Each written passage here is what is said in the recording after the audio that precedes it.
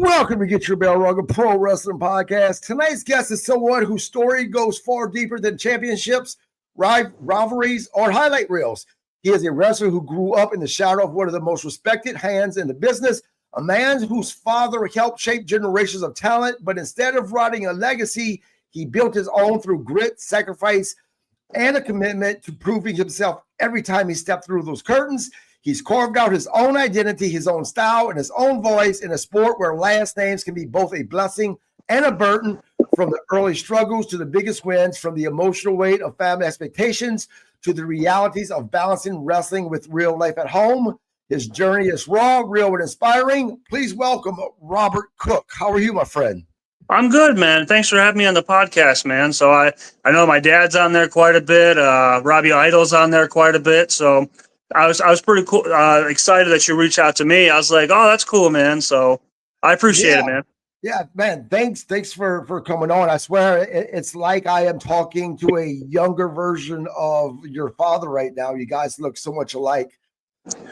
I get that so many times, man. And like sometimes I'll be talking and someone will look back at me and go, Bob, and I go, no, he's that way. So the biggest difference between you and your dad, because I went back and watched some of your matches, the biggest difference appearance-wise is you have more of that hardcore, don't fuck with me look than your dad did in his younger years.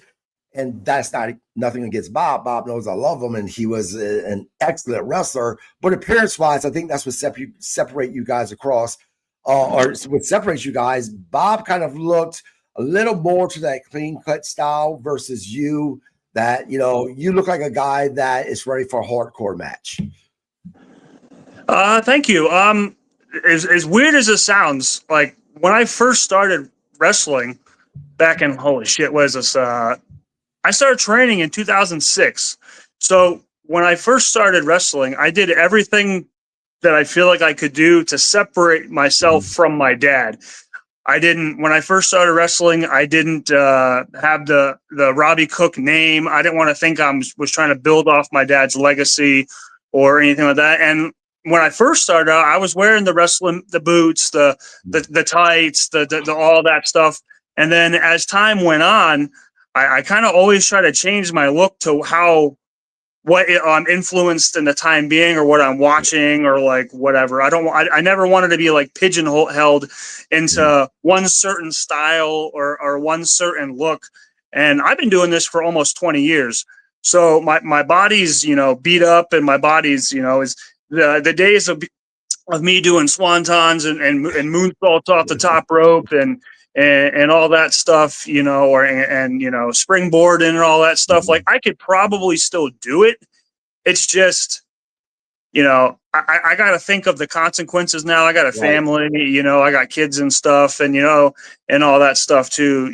So I'm always down to do crazy stuff. Like I love wrestling for the sake of wrestling.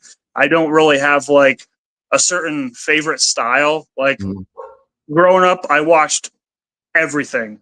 Right. My dad's stuff, ECW, Japanese stuff, WCW, anything Mick Foley was doing, I tried to just have a style to where I could go like my style, but kind of like, okay, if a guy I'm wrestling is kind of like this, I can kind of cater to different styles of stuff and what's needed in the moment, And I don't know. I was always a firm believer that wrestling, when you're doing it, should be fun.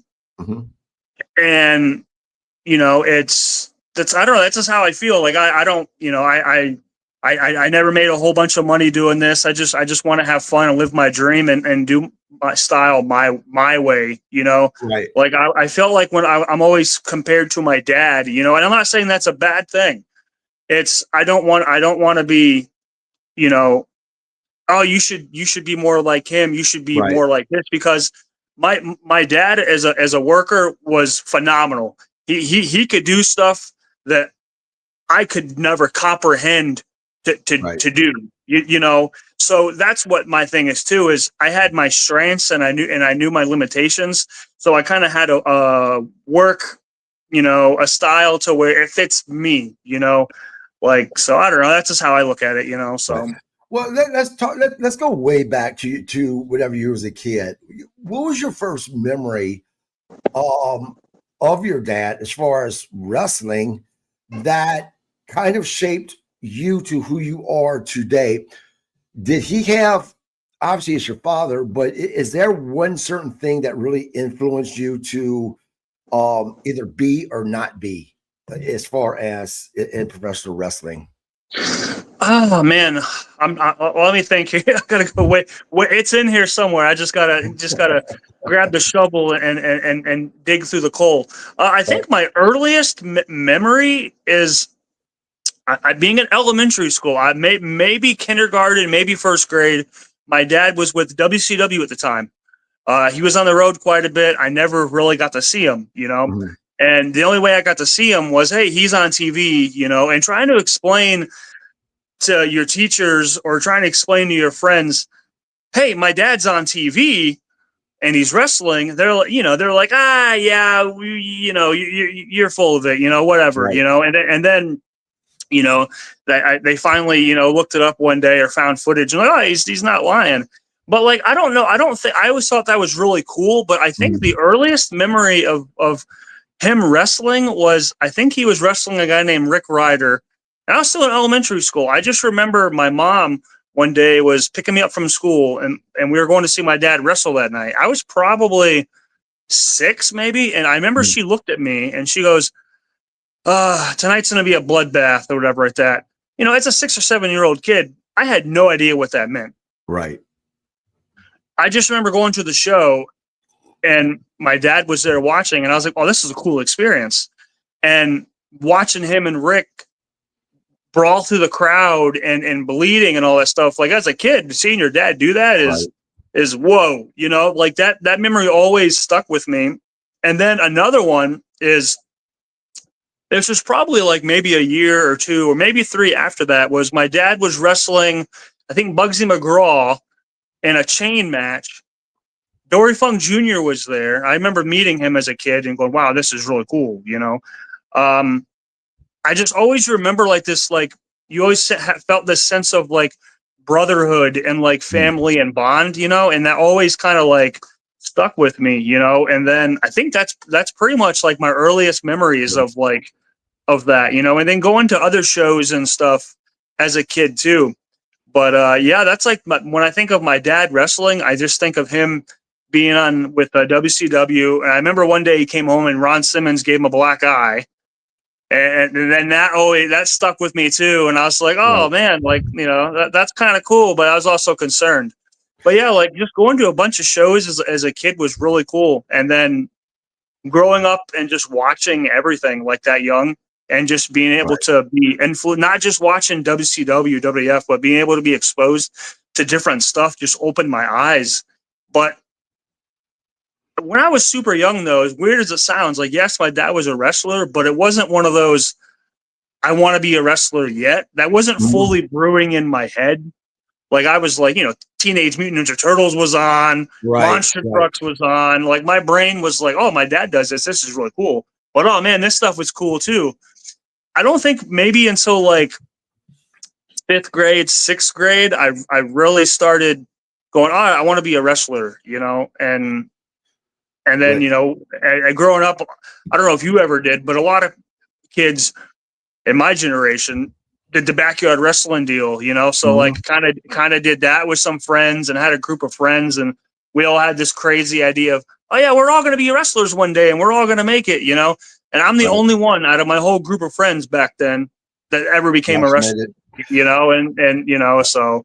Now, I know a lot of second generation people that I've spoken to. Most of them has always said that their parents did not want them to get into the business. Did that hold true for yourself? Did your dad try to talk you out of getting into the business, or was he pretty accepting right away? I don't know if I would say he was accepting right away. I think he looked at it more as, I don't know if my son really knows what he's getting himself into kind of deal. And it was maybe one of those things to where he was like, yeah, he's a young kid, maybe he'll grow out of this kind of thing. Like I was backyard wrestling like in high school, like a lot. And I don't think he really knew that. Like we were holding full blown shows at a church down the street. I'm jumping off ladders and going crazy, you know?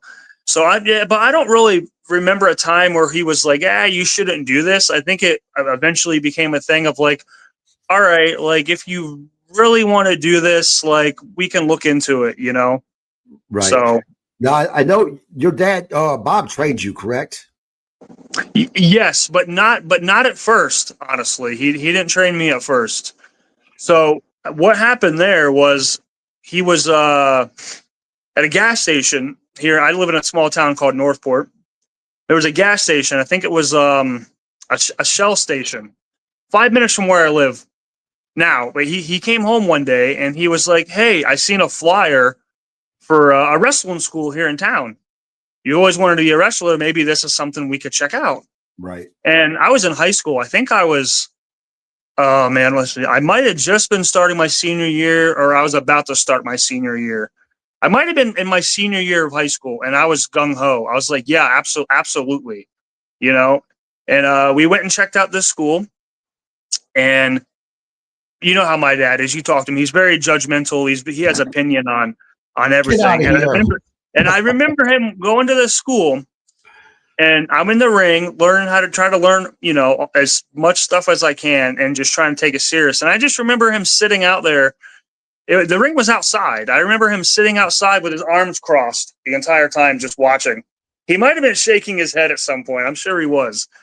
And I went there a couple times, and then I think he was pretty much like, I had another friend at the time that he was close with named Rob Yago. He wanted to be a wrestler. And then my dad was pretty much like, hey, if you want to go half and half on a ring, we'll buy one and I'll teach you guys. And that's how it started from there, you know. And then my dad trained me and my friend Rob Yago how to be wrestlers. And then we had a couple other students come and go too. It's just one of those things, like some people either really want it and really, you know, stick it out, or some people come out and do a couple classes and they leave. Now, you did know? you have did you have that added pressure that you put on yourself, knowing that, okay, my dad, he is who he is. I've got myself into this. I have to see it through. Did you have that added pressure that you put on yourself because of who your dad was with making it even through training? Absolutely. Like, my thing was like, I realized that he was taking the time to teach me, and here he did. He bought a ring, you know, that he might not have had money for at the time to get, and he was making that effort. And I knew that I had to make that effort too. I couldn't just go, maybe this isn't for me, you know.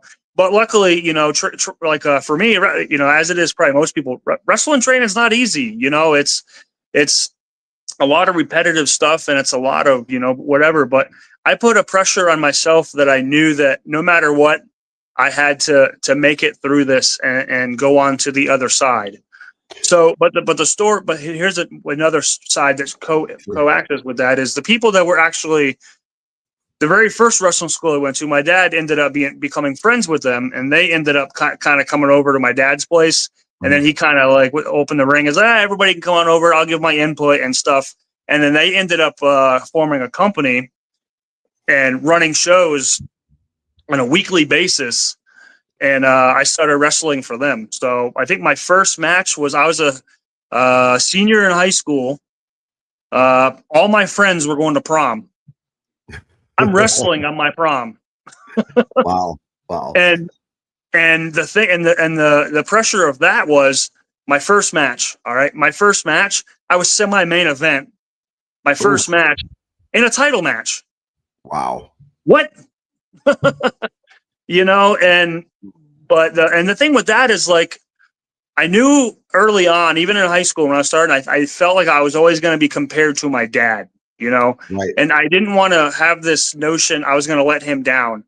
So I absolutely would not use the Cook name to wrestle with. I know any opportunities that were given to me, I wanted to feel that I earned them, not because, you know, my dad was, you know, Bob, you know. But that's also one of those things to where, you know, you can only hide it so much.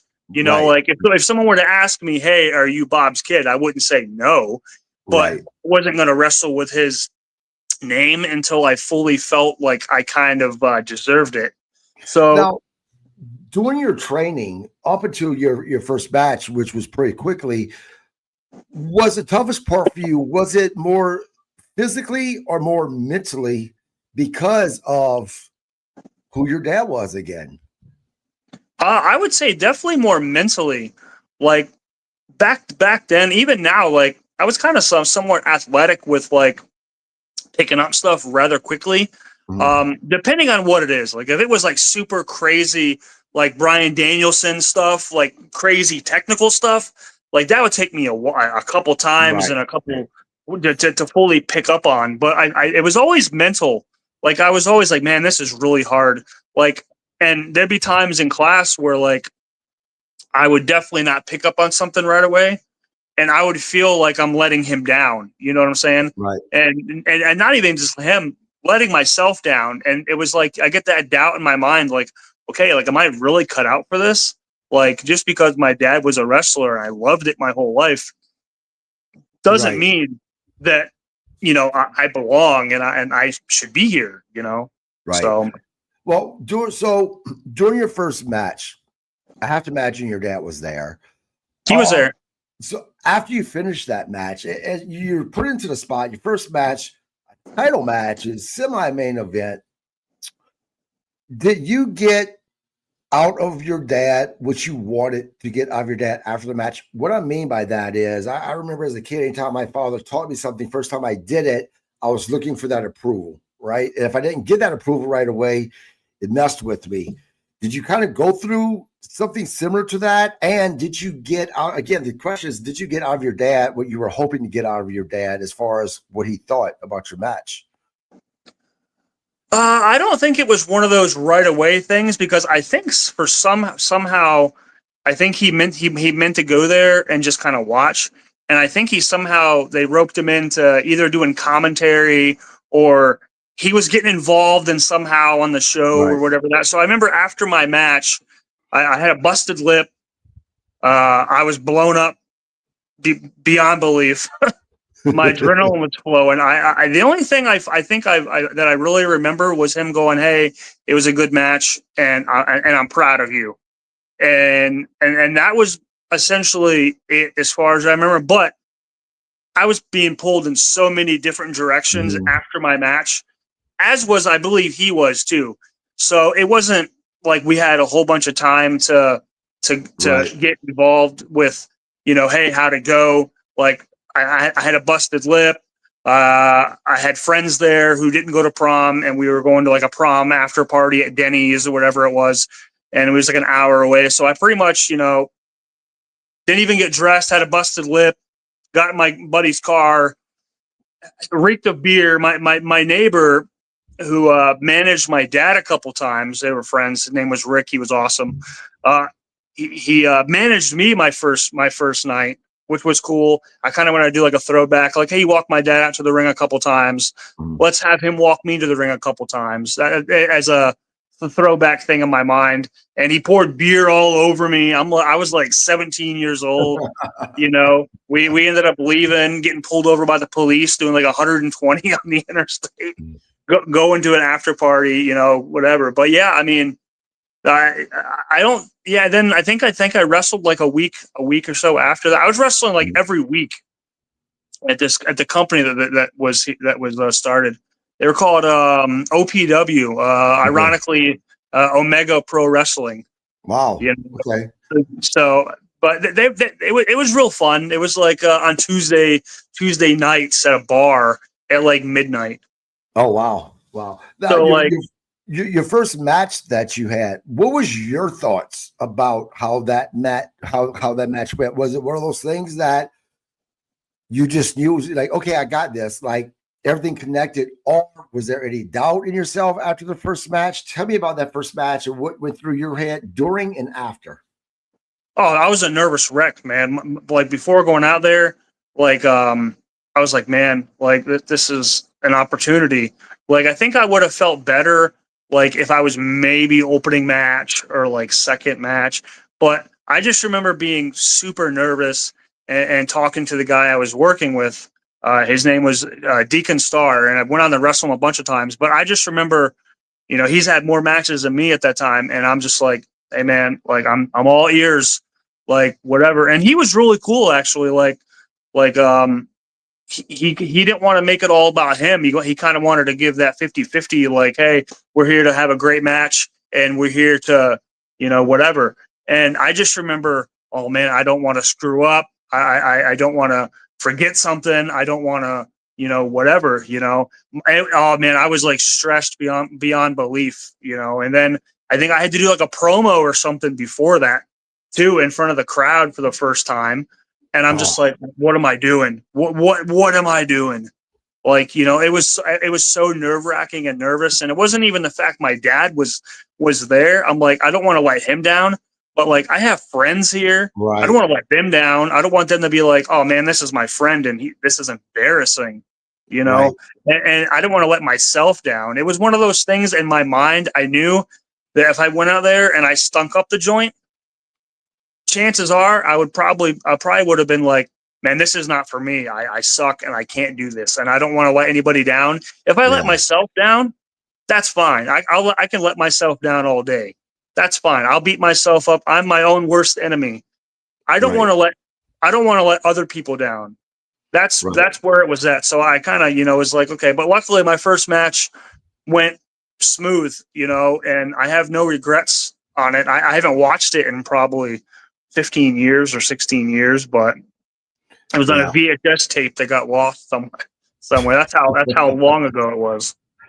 Do you remember what name did you use for your first match? Because like you said, you wanted to stay away from the Cook name, not because you were embarrassed by it, but you wanted to create your own legacy. So what name did you go by when you first started?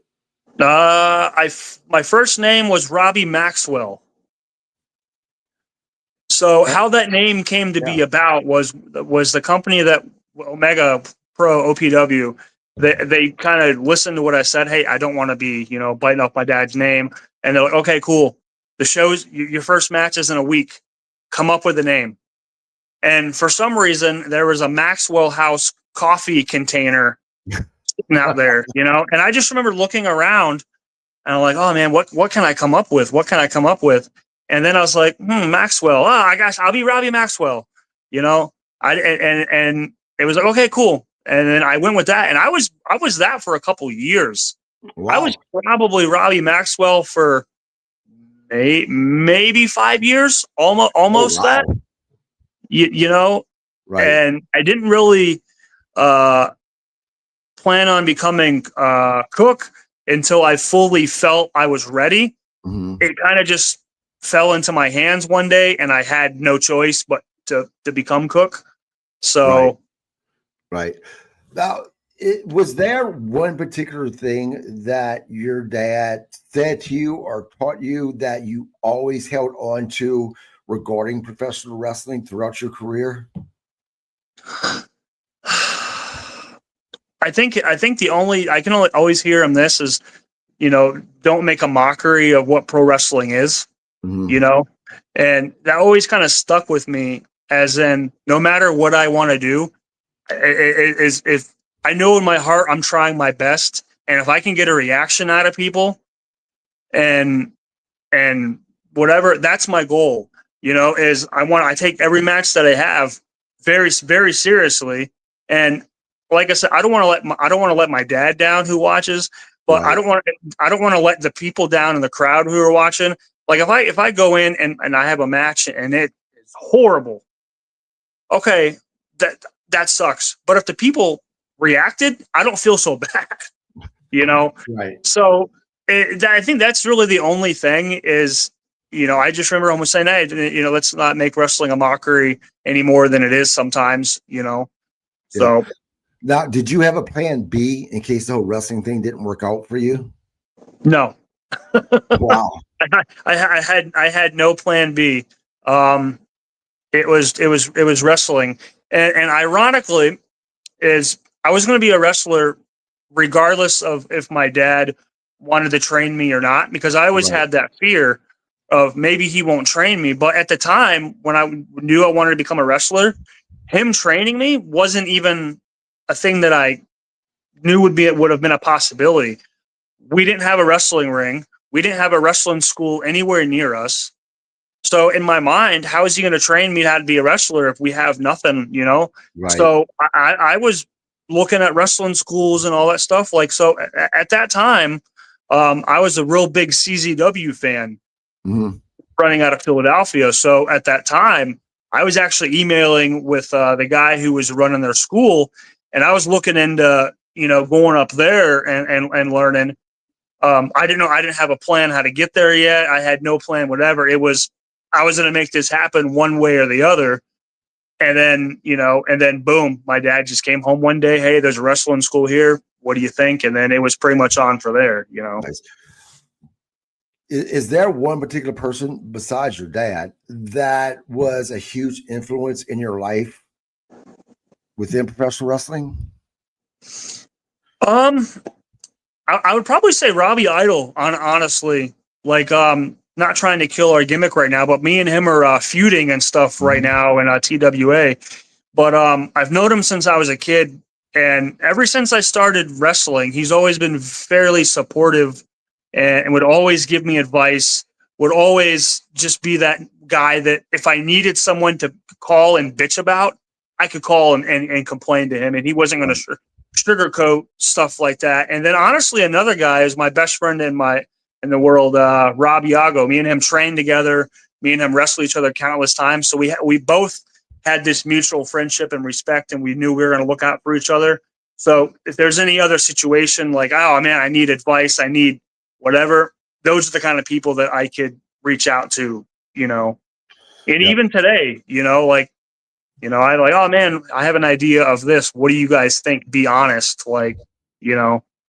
So, how many matches or how long were you involved in professional wrestling before your brain clicked and you've got that feeling of, man, I got this. I'm actually pretty good at doing this. I probably wouldn't say maybe a year and a half in.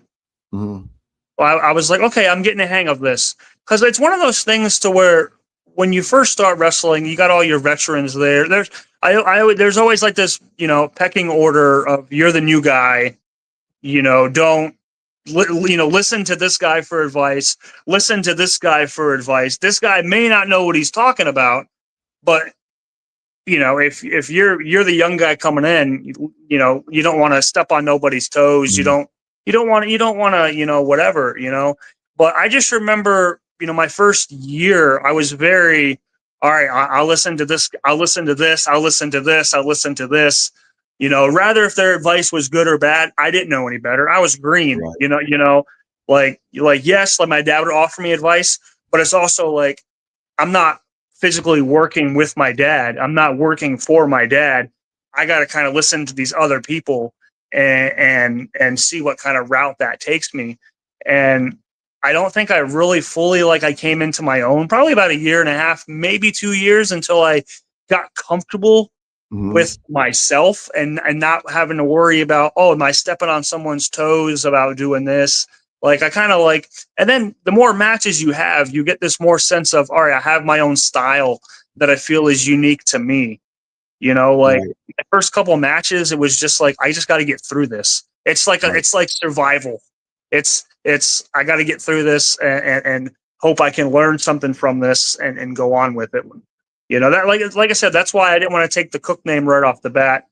You know, I didn't want to embarrass my dad, embarrass my family's name, you know. And like I said, the Cook name fell into me as, all right, this is the show. Boom, you're going in and doing it, you know. So it's like, okay, cool. Now, you described your very first match. You were extremely nervous. Has that nervousness left? No. Before you step in the ring, do you still get nervous? Oh yeah, I get nervous. The day of the show, I wake up, I'm nervous all day. I'm nervous. I'm stressed out. I'm in my zone. I don't leave that until my match is done, and then I can breathe. But I was always told that if you're not nervous, that means you don't care. Right. You know, So I'm nervous all the time, and even if I have a match leading up coming up, I don't get nervous. Okay, cool. This is cool. It's fun. I'm excited, and then the day of I'm nervous, but the minute I walk out that curtain, everything disappears, man. And it's just, let's just have fun. Let's get a good reaction from the crowd. Let's get out of here in one piece, and let's not get hurt. And so I always have that Sabu and Mick Foley mentality of, I would rather get hurt than have my opponent get hurt. Like if there was something that was going to happen and there was a mistake that was going to go, and if I could help save the person that I'm wrestling in some way, I would take that hit than them, So. Yep. Now, have you suffered injuries that has set you back in your career? Yes. Let's see. Probably my first year in the business, I don't know why. I was probably maybe 4 months in, and I was getting title shot matches, and we were building up this feud. I was feuding with a guy named Carnage, and I was going to get the belt the next week. I was like, cool, this is awesome, man. My first championship belt. This is awesome. And then the show the week before, we were wrestling at a bar, and a guy went to do a suicide dive on me, and some drunk guy in the crowd spilled beer all over the floor. I'm blind without my glasses. I can't see in the ring at all. So I get out and I go to get ready to catch this guy, and I just step in this beer and slide. I caught the guy, but I messed my ankle up to where I thought it was broken. Right. And my boot immediately, my foot swelled up immediately. I had to go get x-rayed. I had to get all that stuff. And then I was in a cast, and they're like, it's not broken, but it's severely sprained. You're not wrestling for, at least a month or whatever until it gets better. And I was like, oh, this sucks, So that ruined my chance of holding my first belt. But I actually ended up going to the show the next week, and I cut the cast off my leg. And the promoter wouldn't let me wrestle, but he was like, well, you can, brawl or whatever like that with the guy that you're feuding with and whatever that. And I just remember hopping around on one leg. I couldn't walk, but I was somehow able to do this. And then I think I was there always doing something, even if I couldn't have matches. But I think that put a damper on things and whatever. And it's still never healed right. It still hurts me, if I do certain things, now.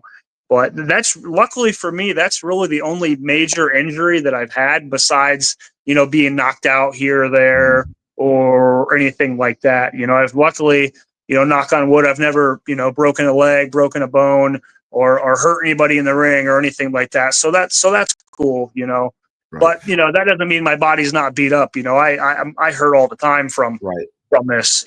So. Well, yeah, I mean, every time I think I heard someone, I don't remember which professional wrestler said this, but they compared every time you took a bump in that ring, it was like being in a car accident. So you're doing this over and over again. Yeah, I think of people like Bret Hart, for instance, who, besides what happened to him, that concussion with Goldberg, but beforehand, right? Very safe in the ring. He didn't suffer a whole lot of injuries, but he still suffers with pain. Well, why?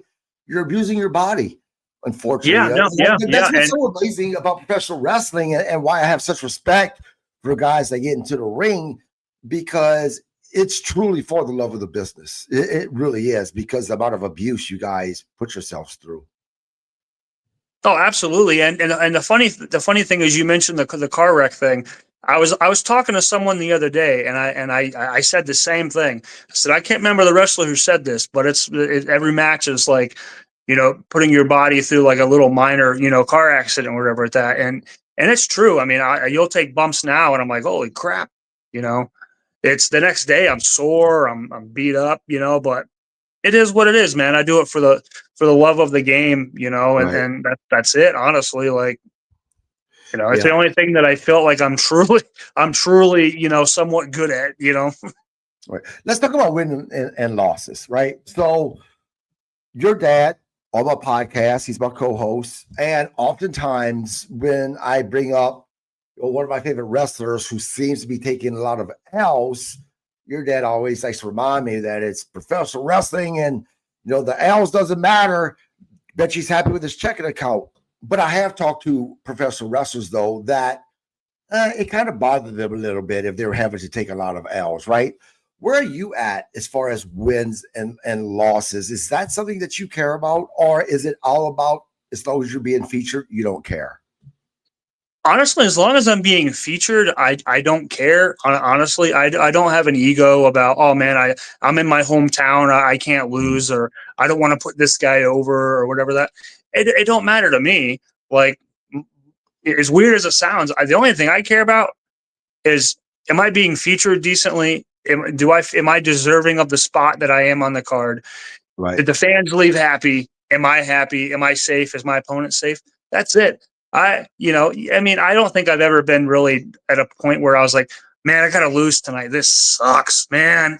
It's, right. I mean, it's a work, man. Everybody knows that. Like, I'm not going to be like, oh, I can't believe I got to lose to this, or I got to do this in my own hometown, or it's never bothered me. Me personally, I've never bothered me, but I've seen some people say, oh man, whatever, but I've never adopted that mentality of things. Yeah. That's pretty much not all, but a lot of professional wrestlers that I've interviewed that I asked them that. It's kind of the same answer. I think the wins and losses really matter more to the fans, because us fans, we're drawn into it. This is our favorite person. We don't want to see our guy lose, type of a thing. But I always found that interesting, though, because there are some out there who are involved, who are professional wrestlers, that it actually bothers. Let's talk about championship titles. Your first championship that you got, you were set up to win one, but unfortunately, you got taken out because of an injury. When you finally was able to get your first belt, what did that mean to you? Did that mean something to you, or was it one of those things that, man, it's professional wrestling title, though? Do you look at titles as just being props? I mean, what does that mean to you? To me personally, it means a lot to me, because it means the promoter believes in my ability, and I have his respect, for what that's worth, and I didn't win my first belt probably until maybe 3 years in the business, maybe 4 years. I was set up to win the belt the one time, and then when I came back, other plans came and such, and and then it just never happened. But yeah, my first belt wasn't probably till 3 or 4 years in, and it was just one of those things where, hey, we're gonna put the belt on you tonight, kind of thing, which I wasn't even like necessarily told. I was told, but I wasn't told. So it was one of those, hey, you're wrestling this guy tonight for the championship belt. All right, awesome, cool. Someone else would come in and whisper, hey, they're going to put the belt on you tonight. Don't tell anybody else. Okay, why? Well, why? The promoter didn't tell me this, whatever. But but I'm secretly like, yeah, this is awesome. And then I didn't. And then the promoter never told me until I went out in the ring and did my match. And then, it went on, and then boom, and I ended up like winning. And I'm just like, oh crap! Like, did I screw up? Like, I screwed this match up. Like, I wasn't supposed to win. I wasn't supposed to, whatever, Right. And I felt so bad. I wasn't able to like fully take it in of, oh, I just won a belt. It was, oh my God, I screwed up. This guy's hurt. This is whatever, and then it was like the guy that I beat had like a stable, and they came and beat me up, but they were extra stiff. They're extra stiff with everything. And they're like, we just wanted to make sure you earned it, kid. And I was like, oh, thank you, man. Thank you. So, but yeah, I mean, anytime I get a belt, it's one of those things where I'm very prideful. This means that, the promoter, the company believes in me. And if I can help the company out, any way, shape, or form, being the face of that company, rather it is do interviews, posting stuff, taking flyers or posters somewhere, doing whatever, I do that. I'm honestly, I love wrestling, and I'm just happy to still be able to be doing it at this point in my life, to where I'm just happy to do it, and I love it. And it just means, like I said, they believe in me, and that's if someone, even one person, believes in me besides my wife and my kids, that's my world right there. Is like, yes, that's awesome, So yeah, I mean, winning belts is that's how I look at it, So How many titles have you held throughout your career? oh man, let's see. Probably about 6 different belts, probably, and they've always been somewhat long runs, Mm-hmm. So which is cool, and it's also a curse because it's always when you're the champion, you're always the main event, which is cool, Right. but it's also that immense pressure of, all right, I got to somewhat try to watch everybody else's match, and I got to try to have the best match out of everybody else on this card. Right. That's pressure. That's pressure that I have to Right. deal with all the time, And even when I'm not champion, I always feel like, all right, I want to try to have the best match on the show tonight, regardless of the situation that I'm put in. But when I'm the champion, I'm main event. It adds like 100% more stress on me. Right. Of okay, I got to extra deliver tonight. I can't use. Oh man, my knee's hurting today. My back is super killing me today.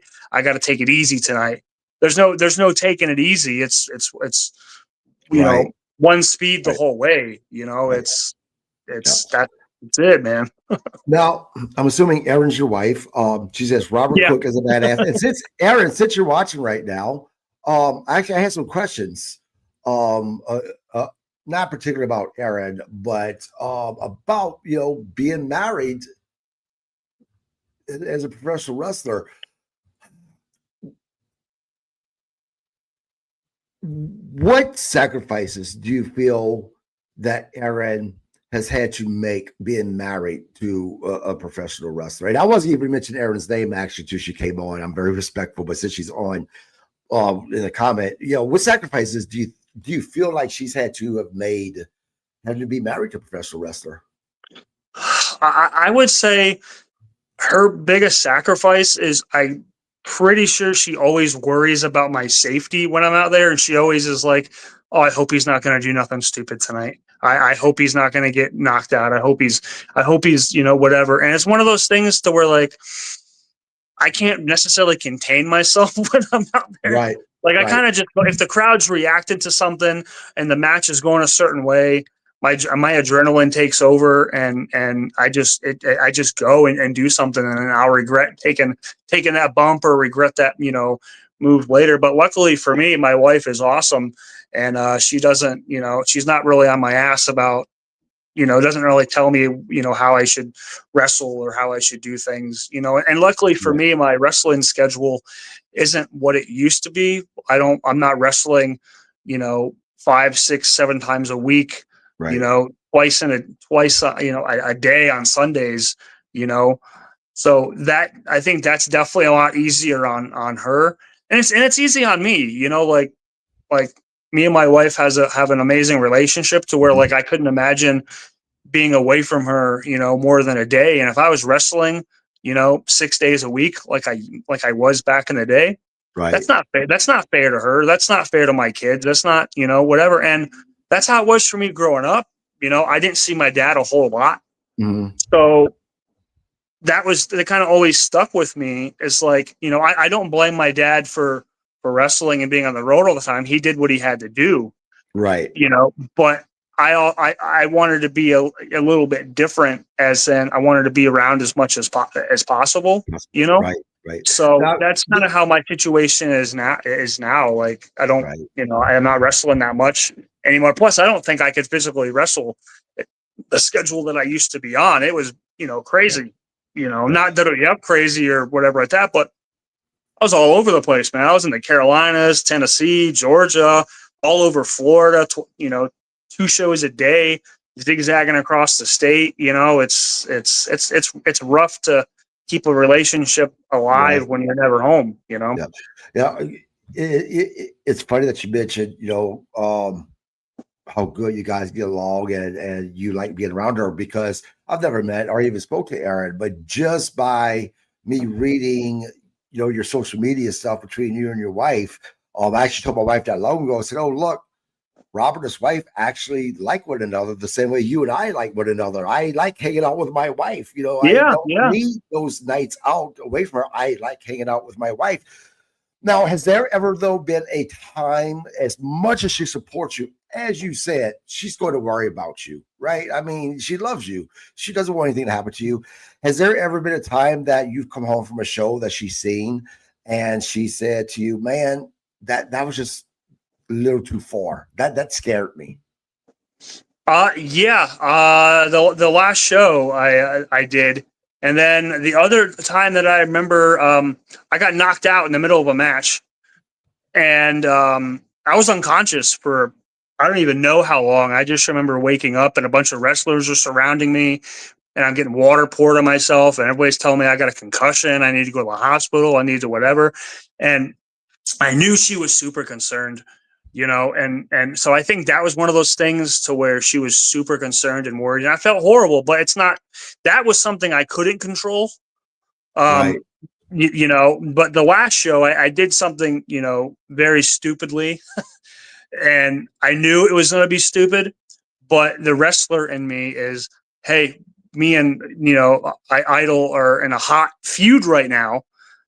If he does this, move to me, it's going to further this angle. It's going to further this thing that my dad's in. It's going to further whatever. And in hindsight, I should have just been like, we could come up with something else. But in that moment where you're going over stuff and you're whatever, at that moment in time, that's the only idea that pops in your head of, okay, this is going to work. This is going to get a reaction out of people. This is whatever. And I don't trust many people to give me a pile driver. So this was one of those things to where they, Robbie Idol, that's that scoundrel, him and this guy named Richie Paradise, who I wrestled, they beat me up with kendo sticks. I'm not going to be in gimmick or anything like that. If that's cool, I'm just going to be a straight shooter with you. Absolutely. So I knew after the match, it was going to be a little brutal. So they had kendo sticks, and I was like, all right, cool. You guys hit me like 8 times with these kendo sticks in the back. Cut my beard off. I had my, a huge long beard. I had it for like 9 years. I was like, for the angle, you guys cut it. Hit me with this stick like 8 times. Give me a stuffed pile driver. My dad will come out. We'll have this whole thing. Long story short, they ended up hitting me with this kendo stick probably like 30 times. In the head, in the stomach, everywhere. And I kept crawling around. Every time I moved, they would hit me with this thing, proceedingly harder, because I kept moving. But every time I'm moving, I'm trying to tell them, hey, pile driver. They forgot to give me the pile driver. They were give me a stuffed pile driver. They forgot to do it. So every time I kept trying to move and tell them, they would hit me with this damn thing. Boom, boom, boom. And all the boys in the back came out. Everybody was just getting beat up with these kendo sticks. And then eventually it kicked in. Oh, we got to give him the pile driver. And by the time the pile driver came around, they were blown up from doing all this stuff from the match with me, and then blown up between hitting all these guys. I'm blown up by getting hit with this damn stick so many times. I'm beat up and I'm sore. So the pile driver was, right on my neck, and not that it necessarily hurt me badly. But it could have screwed me up permanently, and it was one of those things to where I watched a video, and sometimes you'll see people take a pile driver and you go, oh yeah, that looks stiff. That didn't look right. That didn't whatever. It wasn't saying it was a stiff one. It wasn't his fault. It wasn't nobody's fault. It just was one of those, everybody's tired, everybody's whatever. It's something that necessarily probably should have been avoided, but it wasn't. And I know she was definitely worried about it because I didn't tell her it was going to happen at all. I don't always clue her in on what I'm doing or anything because I don't want to worry her. I don't want her to sit back and go, oh man, I gotta, I'm main event or whatever. I don't want her to sit back in the first match and be worried the entire show that I'm going to be doing this. So in my brain, hey, if this happens and I get out fine, it's less that she has to worry about dealing with it. That makes any sense. I did a street fight at a show and she was there. I didn't tell her we were doing a street fight with weapons, trash cans, and all kinds of crazy stuff. They were bringing weapons out and she was kind of like, oh, okay. Yeah, no, matter of fact, she said, yes, my only fear is him getting hurt, especially knowing how crazy he is in the ring. If you see video of me in the crowd, I am nervously laughing the whole time. Oh yeah, she is. She is. Yeah. Yeah. Yeah. Now, your kids, you boys, girls? I have 2 boys and a daughter. So Now, with you growing up as your father being a professional wrestler, and now your boys, or your kids are growing up as their father being a professional wrestler, if any of your kids came to you and said, Dad, I want to be in the business, is that something that you would strongly try to discourage, or is this something that you would embrace it and say, well, that's fine, but I need to train you myself? I would embrace it, and I would have to train them myself. I'm not sure if my I know my daughter has nothing to want to do with wrestling. It's not really her thing. My youngest son, he hates wrestling. I think his thing is he's always concerned that I'm going to get hurt, and it scares him. But he's also, super young. He doesn't fully understand. So anytime I'm like, hey, you want to come watch wrestling? Hey, you want to come play a wrestling game? Hey, you want to go to a wrestling show, watch Daddy wrestle? He's not really ever thrilled about it. My oldest son, he likes it. He actually has gotten in the ring with me a couple times, and I've trained him some stuff here and there. But I don't know if that's something he fully wants to do, or if it's just, hey, this is kind of a cool thing that me and Dad can kind of get around and do with, But they're still somewhat young, So, I mean, and it's one of those things where I don't push, stuff on any of them. If it's something that they want to do, that's awesome. But I want them to find their way and find their path in life. Right. I don't want to be like, hey, just because my dad was a wrestler and I became a wrestler, I'm expecting them to do it. I just want them to be happy and live their life their own way, Right. So now you mentioned Robbie Idol. In his book that he wrote, Looking Up at the Lights, he wrote a story that involved you as far as, I think you were about 10 years old and you were at a match with your dad, and you guys, had a conversation with, between Bob and Robbie, and you were there. Robbie pretty much has been part of your life, your entire life. So I have to imagine that there's this level of trust that you have with him getting inside the ring that's probably similar to the level of trust you have with your dad.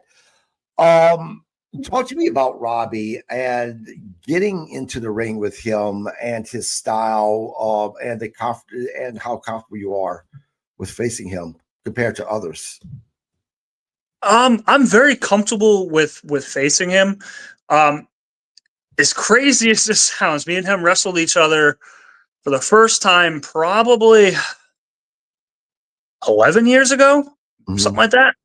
And I was one of those back then. I'm like, holy crap, I can't believe I'm wrestling him. Like, I've known him since I was a kid.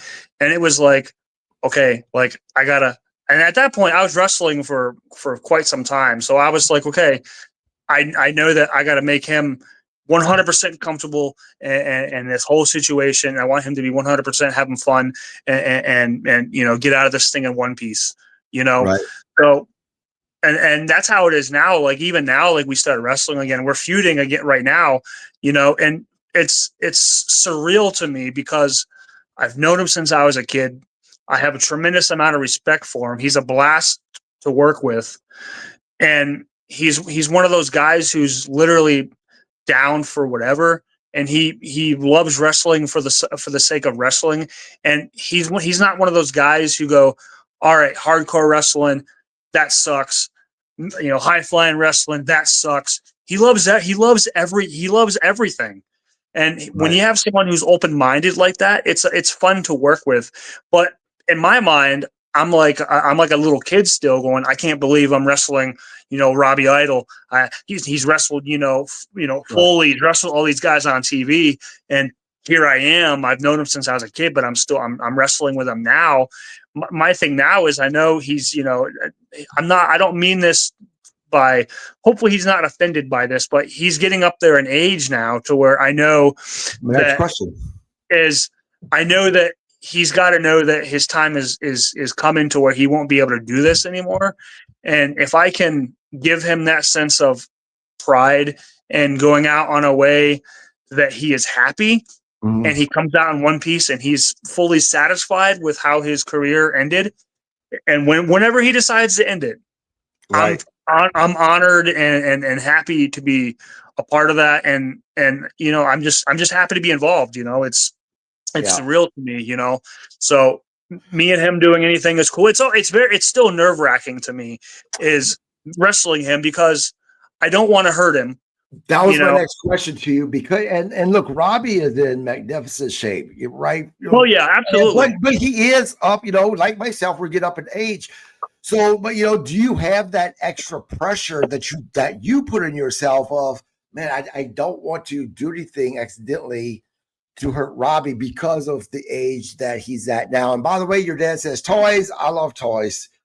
Thank you. Yeah, all my toys half of my toys behind me. I got more over here. I got wrestling belts over here. My autograph wall over here. I'm a crazy toy collector. I got my wrestling tickets from Japan and stuff over there. And yeah, I'm wanting to put a bunch of stuff behind me on the wall, right? But my wife's like, don't you think you spend enough money on wrestling already? So I'm fighting her with that. But yeah, see, luckily for me, my wife is really cool. So her thing is like, as long as we have a home for it, it's kind of good to go. I don't want to buy something and it's like, all right, it's got to sit over here for an extended period of time, until I can figure out where it goes. Yeah. So no, my wife is absolutely cool. She's not a wrestling fan. She supports me. She went to Vegas with me for the CAC reunion. We go to wrestling shows all the time. We also travel to go to wrestling shows. So those type of things cost a lot of money, and that's what she was like. Okay, we're traveling a lot. Now you want to spend a bunch of shoes. So I'm just giving her a hard time. But going back to Robbie, yeah, I mean, do you add that extra burden to carry because of not wanting to hurt him because of the age that he's at? It's the age thing, and but number one, it's that I have the utmost respect for him, and I don't want to have a match with him to where he's not happy with it and he feels like he's not contributing enough. We had a street fight like a couple months ago, and it was like his first match, back coming up, and I'm like, look, I'm gonna bump my ass off for you. I'm gonna do whatever I can to have you come out of this thing look like $1 million. And he was like, no, you absolutely not. You don't have to take a bump for me. You don't have to take a bump at all. We'll just whatever. I'm like, no. I got to go in there and I gotta deliver because one, I want him to come out look like $1 million. I want him to come out being safe. I want him to have fun. I want that's what it's about. That's how I look at it, But my main thing is I want him to have fun and come out safe and not beat up. I want him to look back on his time he has left and go, man, this is something I can be proud of, and I'm happy. And he's not, living in regret of, man, I shouldn't be doing this. So I don't think he is. I think he's having fun. I like to hope I like to think so. Yeah. Has there been a time in your life that you were frustrated with your career that you just wanted to give up? And if so, what was the thing or the person that kept you going? Funny you should say that. My wife. Before me and my wife got together, and before we started dating, I was so frustrated with wrestling. I was done. I was probably going to be done totally. I was tired of driving hours for shows to get told, hey, you got 5 minutes tonight, kid. What? I just drove 4 hours to a show. You're not even barely paying me $20 to be here, and you're going to tell me I got 5 minutes? What's the point of me even doing this? How is telling some guy you got 5 minutes on an indie show beneficial to this person whatsoever? And it got to a point where it was like that quite a bit, and I'm just like, you know what? I don't need this. I just got frustrated, man. I just got tired. And I just got burned out. I just got burned out on wrestling. I've been around wrestling my whole life as a kid, growing up, watching it religiously, wrestling all the time. I just got like, I'm just taking a break. Didn't watch it, didn't do nothing, you know? And then me and my wife started dating. And I think one day she made the comment of, hey, you should start wrestling again or something like that. I would really like to see that. And I was like, are you serious? I didn't really give this much of a thought if this is something I'll be doing again. And then it was like, yeah, you should do it. I would like to see it at least one time or something like that. And then I think maybe like a week later, I was on a show somewhere and she was going. And then I just been wrestling for the most part ever since, you know? Right. Let's talk about WWE for a moment. Now, unfortunately, the era you started wrestling in, you've been doing it for 20 years.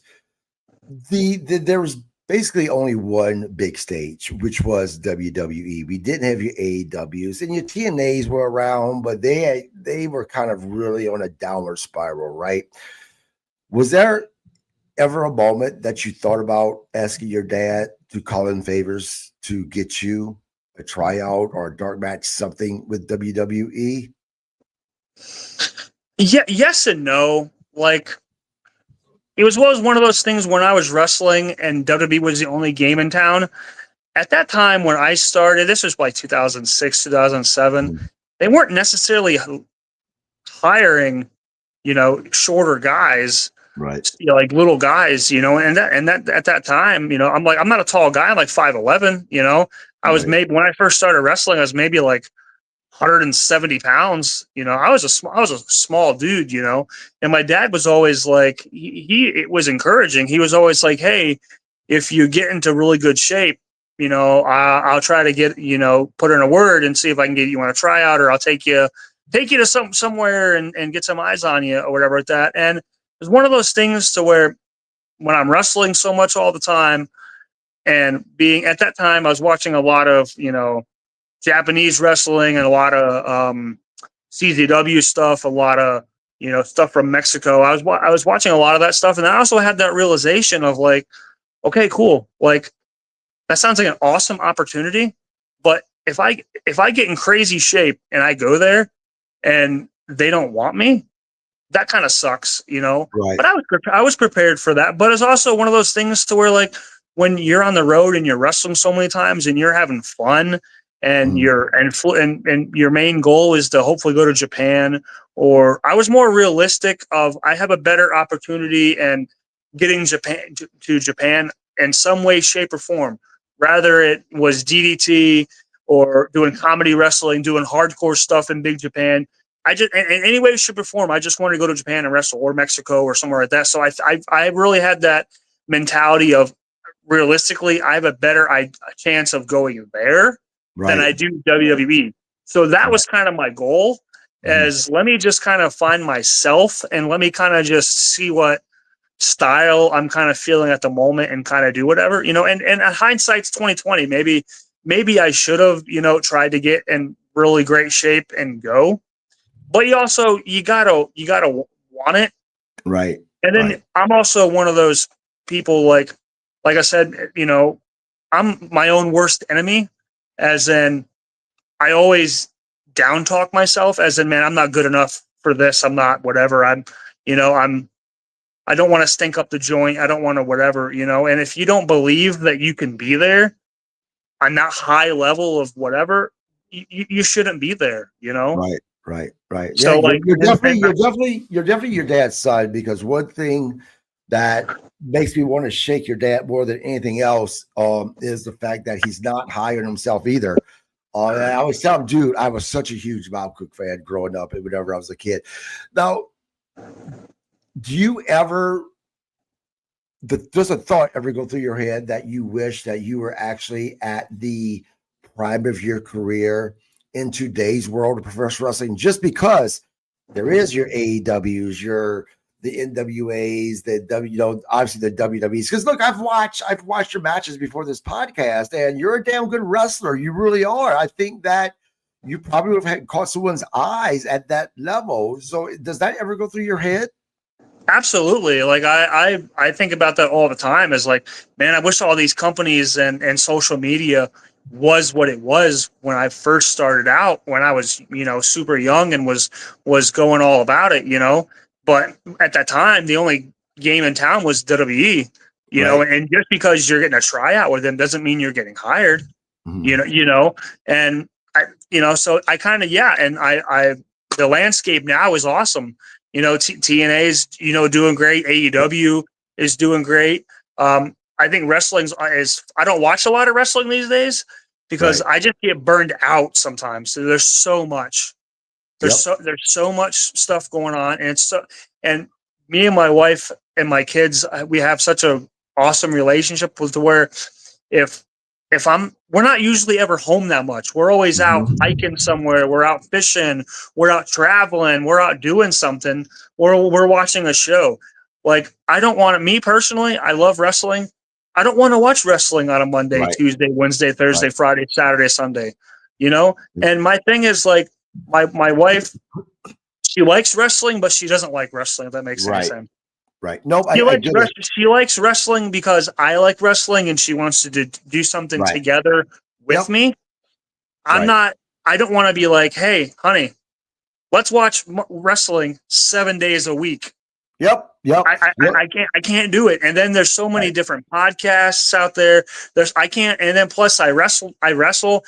Me personally, as a human being, I can't consume wrestling 24/7 in my life. Right. I got to have other interests. I got to have whatever, because then I get burned out, and then I Yep. want nothing to do with wrestling at all. So right now, I'm taking a little bit of hiatus. I think the Right. last wrestling show I watched was All In Texas. Mhm. Was Mhm. good. I watched one match at WrestleMania last year or this year. I think it was like Cena and Cody, I think. And I watched Sabu's last match. I Right. think that might have been it. And then I'll watch highlights and stuff here and there, but I just get burned out sometimes of Yeah. of watching it and being around it all the time, And then and sometimes I'll go dabble and train, help pitch and train and stuff too. It's like I can't be overly consumed because then I just get burned out, and then I just can't Yep. do it, man. I Yeah. just can't. I get it, man. With the exception of tonight, because we just moved the podcast that we're doing recaps on Friday Night SmackDown to directly after SmackDown. Tonight's going to really be the only night that I'm going to watch wrestling live when it's on. But normally, Monday Night Raw, AEW Dynamite, I'm not watching it till midnight, 1 in the morning after my wife goes to bed because of just Yeah, what you said. We're doing things all the time.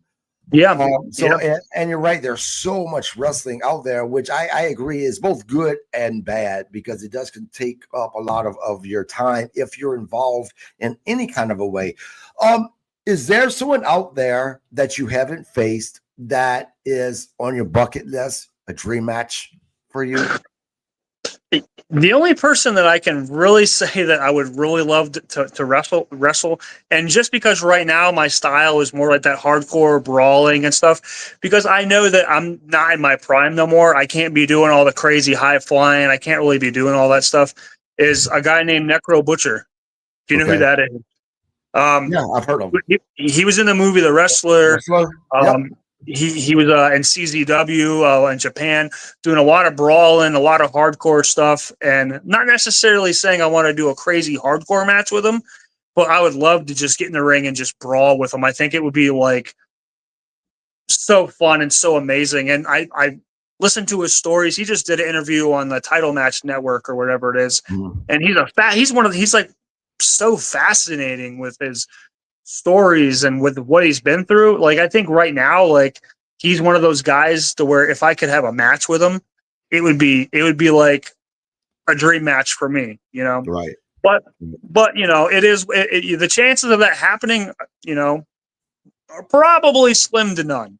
You know, Right. he lives in Texas, I think. I'm not sure, how often he works these days. I know he's working shows here and there, but I think he would be fun. But Yeah. Um, have you ever thought about following in your dad's footsteps even further by opening your own wrestling school and training people? I yes and no. Like the company that I mainly wrestle for now, TWA, when they I mentioned I put out a hypothetical post on my Facebook probably like a year ago, and I was hypothetically, if I bought a wrestling ring and I opened up a wrestling school, how many people would be interested?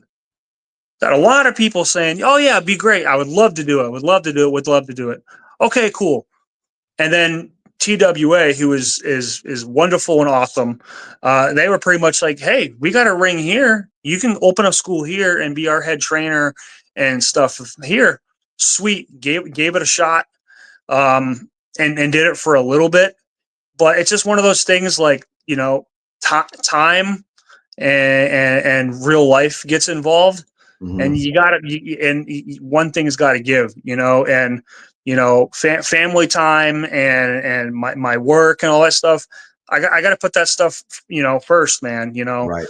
So that's, and then that was pretty much it. But I know right now one of their main trainers, Robbie Idol, is teaching down there. They got some great students, Anthony and Brian. They just had their first match a little bit ago, and you couldn't even really tell it was their first match. I remember they were on I think 2 matches before me, and I remember watching their match, and I looked at the guy I was working, and I go, "Damn it, they just did that move. Damn it, they just did that.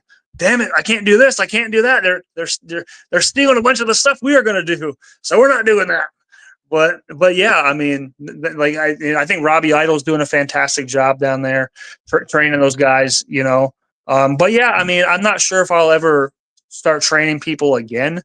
It's one of those things to where it's fun, but it's also one of those things to where you either have that full love of training people or you don't. And I enjoy it, but I don't fully enjoy it all the time. Right. So, and if I can't dedicate myself to doing it the right way, or making time for the students there or whatever that, I don't want to, make promises I can't keep. I don't want to, have a negative impact on someone else's dream because my life right now is busy and I can't give them the proper time and knowledge that they need. So. Right. When it's all said and done, what is Robbie Cook's legacy going to be? I'm not sure what kind of legacy I will have, but I think that my legacy will be, he was the guy that was down for whatever. That's kind of like my mentality of, right. I'm down for whatever kind of match. I'm down to wrestle whoever, wherever, whatever. I think my legacy would be as someone who, I don't know. I've actually never really given it much thought. I think my legacy I would want is, I just want to be remembered as someone who loved the wrestling business and gave, what he could to the business. And, that's pretty much it, Right.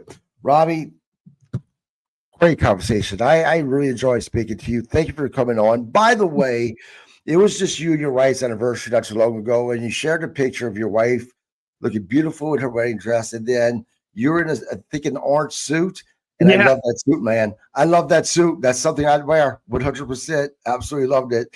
But again, thank you so much for coming on. I really, really appreciate it. Is there anything that you want to plug, a match coming up or something you're doing?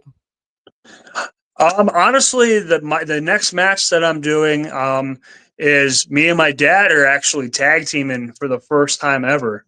Wow! Like my entire history of wrestling, me and him have never done anything together at all, which blows my mind. Yeah. Is there's been times where we've never tagged, we've never wrestled each other, we've never done anything. There was like a wrestling tournament, tag team tournament done a couple years ago where me and him were both in the tournament. We weren't on teams. They could have had me, and one of their matches in their bracket would have made sense. Me and my partner against my dad and his partner, Joe Malenko, would have made great sense. Yeah. Just for whatever reason, what wasn't booked, so that's coming up January 17th. It's me, Pablo Marquez, who was in ECW and WWF, in like 99, 2000. But Pablo's been everywhere. And against Cuban Assassin and Robbie Idol and a guy named Richie Paradise. So that's coming up, and that blows my mind. Is I'm in a 6-man tag, and my mentality is as a little kid, and I go, I can't believe I'm in the ring with my dad. I can't believe I'm wrestling Robbie Idol. I can't believe I'm wrestling the Cuban Assassin, who's a legend in the business. Yep. What am I doing? How is this happening? So yeah, that's coming up. I know TWA is doing a big show at the Twisted Fork in April. They're going to have some different bands and stuff playing. They're doing that. I know there's a company, there's a brewery in Sarasota. They're called Brew Life Brewing, run by an awesome guy named Mick. He just bought a 15-passenger bus, and he does tours and stuff to cool things in the area. Yeah. And he's going to start bringing people down to different wrestling shows and stuff down here. So that's cool awesome. Too. Brew Life in Sarasota. If you're ever up there, they got great beer, good food. Check them out. I don't really have much to plug, man. I got t-shirts on Pro Wrestling Tees. I'm on Cameo. That's it, man. I'm just a happy, fun loving, go lucky dude, man. Like, Robbie, I have to ask you, who has the better punch? You or your dad? Oh, my dad, absolutely. I was hoping you could say you do. No. See, here's the funny thing is my dad always had a great punch. Mm-hmm. And I would always hear that. I would throw a punch, and I always wanted my punch to be as good as his, but I never heard other people go, man, his punch is just like his dad's. I could never get it down, So I was more of like I'll do forearms, I'll do chops, I'll do punches here and there. Plus, the punch is really my dad's thing, Right. So like I didn't want to. That's another thing of going back to I didn't want to bite on my dad's name. I don't want to be, hey, here I am. I don't want to 100% copy, my dad in that way, shape, or form. And then honestly, that was advice that I've been given years ago was, hey, you should dress exactly like your dad and you should try to wrestle exactly like your dad. Okay. Awesome that you think that way. But what does that say for me? If I'm trying to copy my dad, one, it's impossible. I can't do it. And two, I'm setting myself up for failure. Right. And three, that's leaving me with no individuality for myself. Right. Like my dad was an awesome, great technical wrestler. He was a good brawler. He was whatever.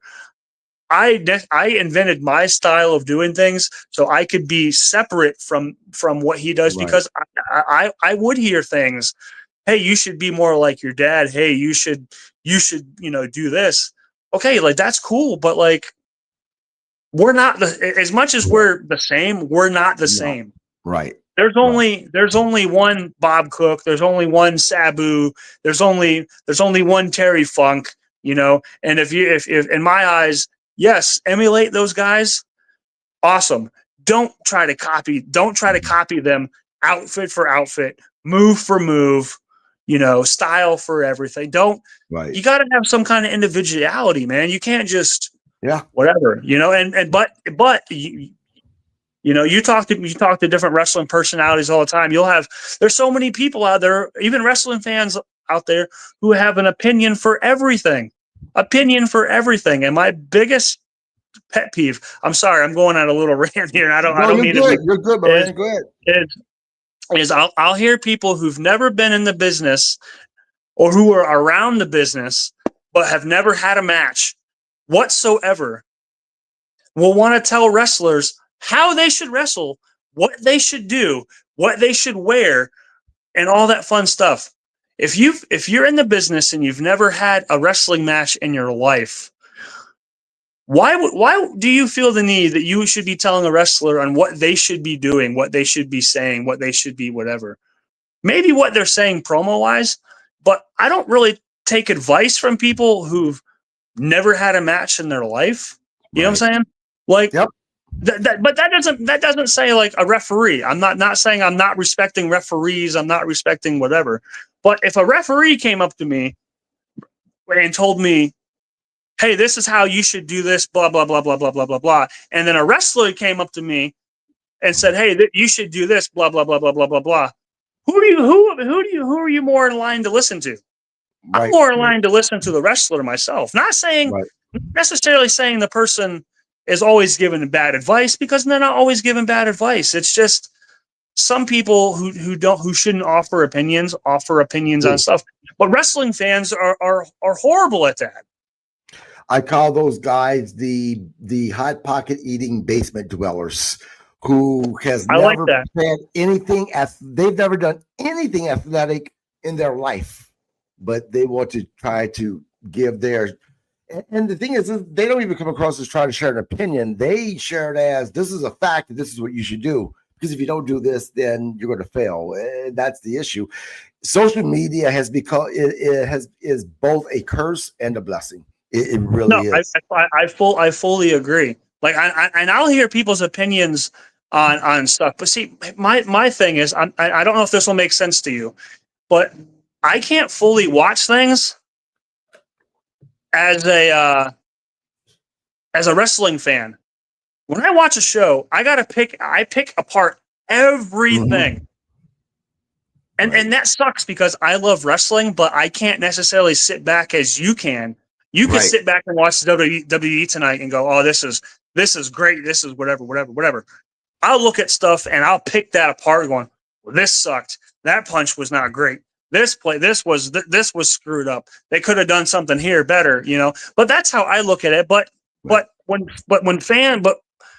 fans, I'm not telling people wrestling fans suck, because they don't, but wrestling fans who have an opinion and telling people on how they should do something makes no sense to me.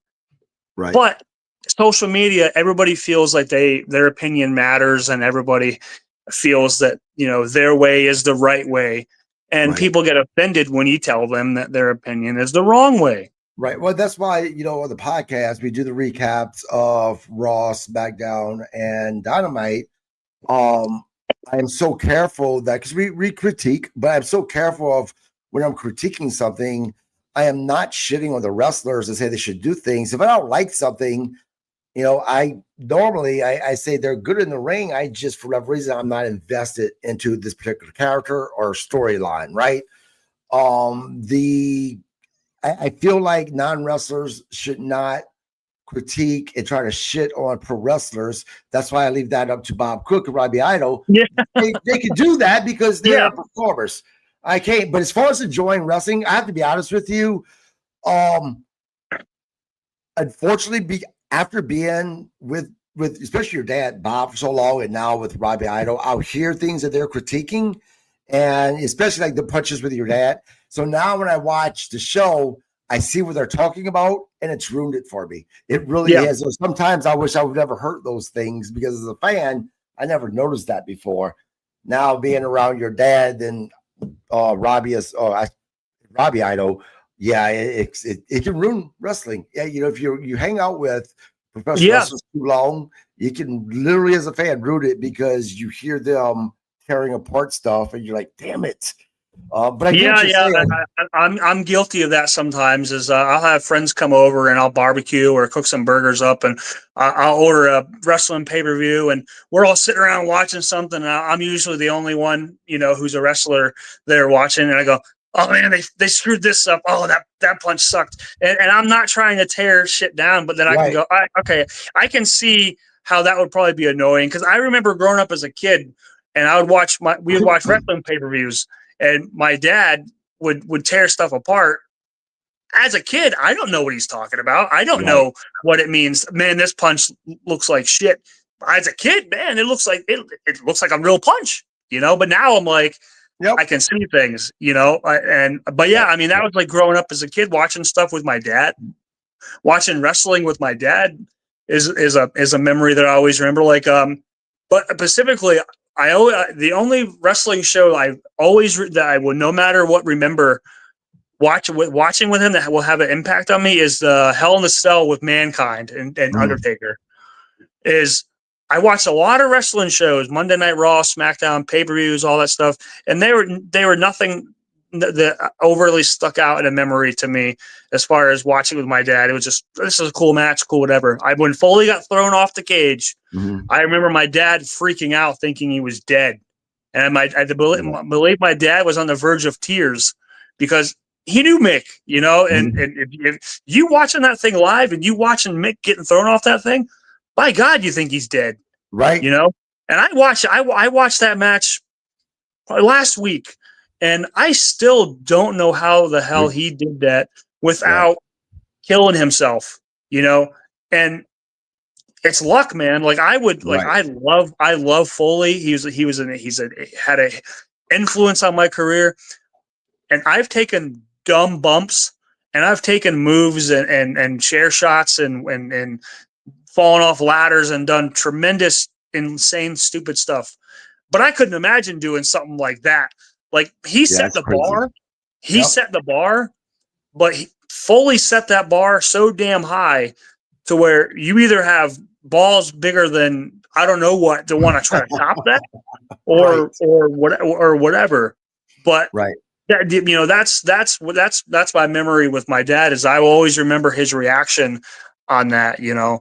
So, but yeah, I mean, like I said, back to the whole wrestling fan thing, you know, I hear that stuff a lot, and it just bothers me. But I also think fans say things just to try to bother other wrestlers, you know. So they're trying to make something go viral so they could have their 15 minutes of fame. It is exactly what a lot of people do. Robbie, again, thank you so much, man. I could sit here for another hour, talk to you. Unfortunately, I have to get this back down because we have a recap after the show. No, you're good, man. You are always welcome on this podcast, man. I really enjoy talking to you guys. Again, as I just said, tonight, immediately after SmackDown, join myself, Robbie Idol, and the Grizzle Vet as we're going to sit. We're going to do the recap of Friday Night SmackDown. Did we love it? Did we hate it? Find out. Join us. Be part of the conversation by commenting. Don't forget to subscribe. See you guys in a couple of hours. Robbie, again, have a great week, my man. No, you too, man. Thank you. Right, have a good night. You too, man.